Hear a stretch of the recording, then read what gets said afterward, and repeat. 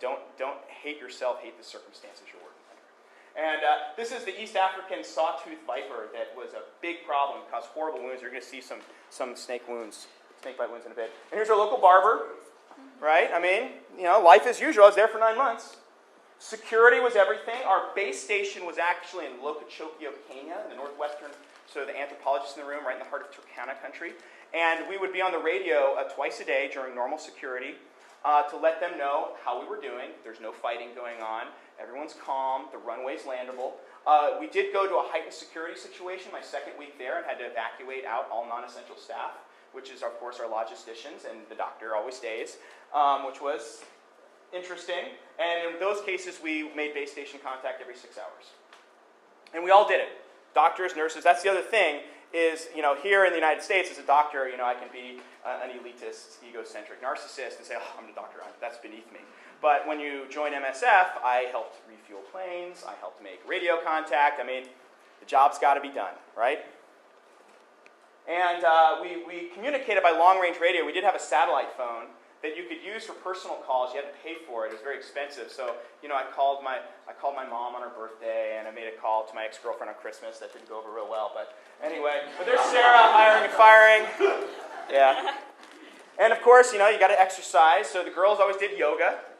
I've just gotten into yoga. I totally recommend it. It's very good for peace of mind. And they get irritated when I take their pictures. Probably shouldn't keep that up too long. I would jump rope. That was my big thing.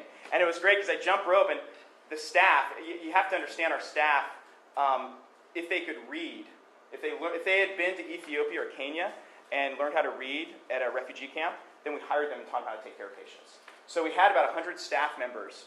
About 20 of them could speak English and read, and everyone else couldn't. And our staff would always sit there and watch me jump rope, and they'd be laughing and talking to each other, and you know what they're saying. I'm like, look at these stupid white people. What the hell are they doing? Just sits there and jumps up and down every morning. What's going on?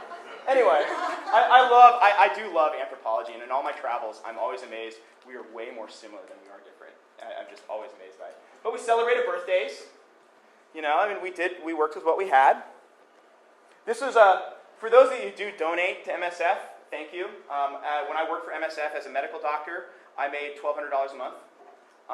And you can see that the conditions I was living in were by no means extravagant. So know that your donation dollars go towards services. But we did have a Santa Claus plane. So every time around Christmas, we had a plane coming just with luxury items for us, like chocolate, meat, like sandwich meat, cheese. And they asked me, they was pulling out the chocolate. I mean, this stuff was amazing. And they asked me, like, Jason, what do you want? I'm like, I want whiskey. I've been in this fucking country for 6 months. Give me whiskey. And there it is. Merry Christmas. Woohoo! And the chief of the village gave us a sheep for Christmas to eat, for Christmas dinner. And our midwife, Uta, became very attached to it because we kept it in our compound as a pet for 3 days. She got very attached to it. And she knew that come Christmas Eve, our head of our lab, Sammy, was going to kill the sheep so we could eat it. Because we didn't eat, we didn't eat a lot of meat. It was all food items flown in, so a lot of rice and beans, a lot of pasta. I mean, very Spartan living. And so every time a flock of sheep would walk by, Uta would try to liberate the sheep. So we had to spray paint MSF on the side of the sheep so we knew which one was ours. See, it's just trying to liberate it there. And here's our lifeline. We had a plane. I learned so much about aviation. Usually it was a Cessna Caravan. Amazing machines. I don't know. Incredible machines. I don't know how it is. Whoever invented it deserves a medal. And we'd oftentimes get the local kids to help roll fuel drums out to help refuel the plane. Chasing animals off the runway. Hey, sometimes the doctor had to do it too. Hey, the plane's circling. We got to get the goats off the runway. And this is like a typical, we were in the heart of Nuer country. In South Sudan, there's 96 different ethnic groups. And they've been killing each other for the last thousands of years. And right now, it's a big challenge for a young nation because the ethnic majority, the Dinka, tend to hold most of the seats in government. The Nuer is the second largest. And I was in the heart of Nuer country. And it's a challenge. I'm already reading about it in the papers, that now that they're in the process of making their own state, there's already ethnic fighting. And a lot of times these different ethnic groups would steal cows from each other. It's a very pastoralist culture. Wealth is determined by cattle. If I have a lot of cows, that means I'm a wealthy man. What do I do with cows? Well, I use them to buy wives. So usually about 30 cows for a wife.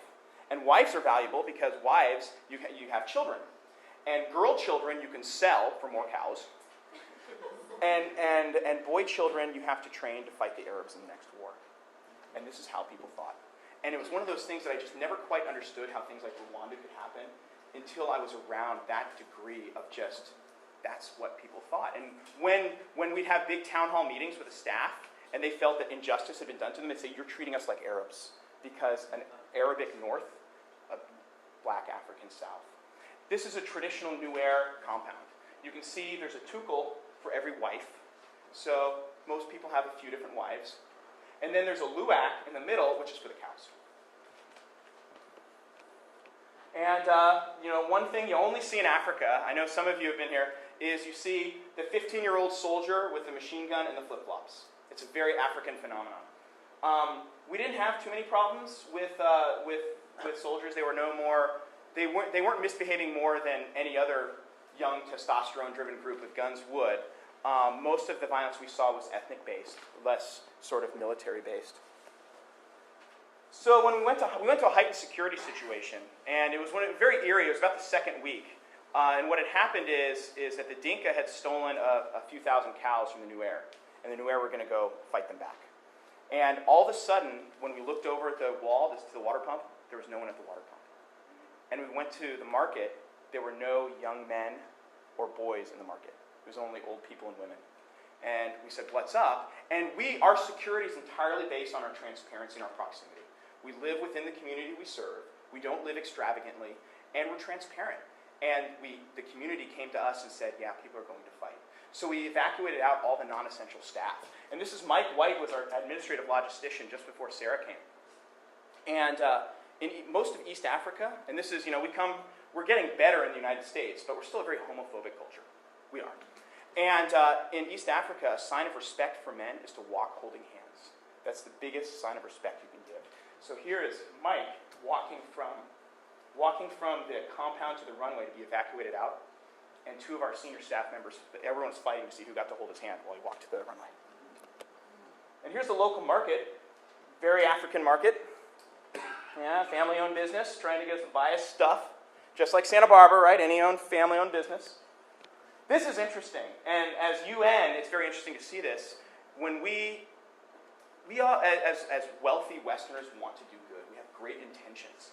This is a market stall in my village, and you can see there's USAID vegetable oil, Save the Children buckets, World Food Program, which is UN, WFP, grain. How is it local farmers can compete with free stuff being sold in the market? So sometimes we have to ask ourselves, with our well-intentions, how are we affecting local economies? And are we actually helping to promote sustainability? I don't know. I'm a doctor. I'm not an economist. I don't know what the answer is, but we just have to add. These are the things we talk about around the hurricane lamp, late at night over warm beer. Like, seriously, you can buy, donated stuff, and it puts the locals out of business. And here's Pete buying cigarettes. And we were at heightened security at this point, and people were about to be evacuated out, and all the markets were sold out of matches. And we finally found one of our staff members spoke English, so we could find out why. The reason why is because the Nuer were buying matches so they can burn down the villages of the Dinka. And it was very matter of fact. Silly white person, of course that's what we're doing. We're going to burn villages. And it's that frame of thought you have to think about when you think about conflicts in some of these places. Here's our local butcher. Every now and then, like once a week, we would really treat ourselves and have meat. And I'm not a beef eater. For political, environmental reasons, I just never was. But, it broke up the monotony of rice and beans. And here's a couple women. Kids. Again, we're way more alike in our similarities than we're different. And young boys always have to show how tough they are. I don't know if any of you guys have 9-year-olds at home, but you got to show up how tough you are, And you always see this, and these are baskets, or babies are in the baskets, and you always see girls learning to be moms at a young age, carrying babies in the basket. And this is another image you see all over South Sudan. You see a young boy with an AK-47 protecting his cows, because cows are how you buy wives. Cows are wealth, and it's kind of funny.